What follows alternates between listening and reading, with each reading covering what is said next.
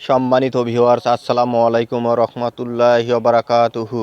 আশা করি সবাই আল্লাহর অশেষ রহমতে ভালো আছেন, সুস্থ আছেন। এই চ্যানেলে আরেকটি নতুন গুরুত্বপূর্ণ ভিডিওতে আপনাদের সবাইকে স্বাগতম। আজকে আলোচনা করব রেজিস্ট্রেশন করেননি কত প্রতিষ্ঠান, জানালো এনটিআরসিএ। বিস্তারিত থাকছে ভিডিওতে।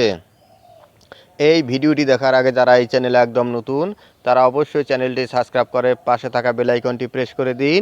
আর যারা ইতিমধ্যে সাবস্ক্রাইব করেছেন তাদেরকে জানাই অসংখ্য ধন্যবাদ। রেজিস্ট্রেশন করেননি কত প্রতিষ্ঠান, জানালো এনটিআরসিএ।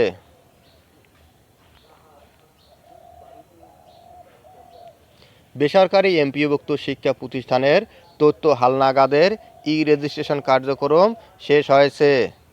২৮,০০০-এর বেশি স্কুল, কলেজ, মাদ্রাসা ও কারিগরি প্রতিষ্ঠান রেজিস্ট্রেশন করলেও প্রায় ৩,০০০ শিক্ষা প্রতিষ্ঠান তথ্য হালনাগাদ করেনি।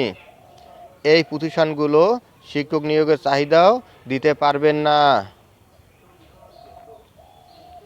সম্প্রতি বেসরকারি শিক্ষক নিবন্ধন ও প্রত্যয়ন কর্তৃপক্ষের এনটিআরসিএ একাধিক দায়িত্বশীল সূত্র দ্য ডেইলি ক্যাম্পাসকে এ তথ্য জানিয়েছেন।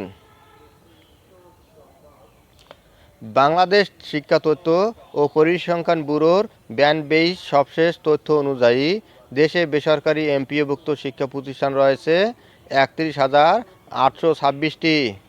এর মধ্যে মাধ্যমিক ও উচ্চ শিক্ষা অধিদপ্তরের মাওসি আওতাধীন স্কুল ১৭,৬৩৪টি, কলেজ ২,৮৬৮টি, মাদ্রাসা রয়েছে ৯,১০২টি এবং কারিগরি প্রতিষ্ঠানের সংখ্যা ২,২২২টি।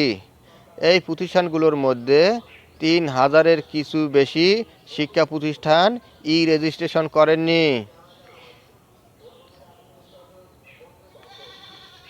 প্রসঙ্গত, বেসরকারি শিক্ষা প্রতিষ্ঠানের শিক্ষক শূন্য পদের তথ্য এনটিআরসিএকে জানানোর প্রথম ধাপ রেজিস্ট্রেশন।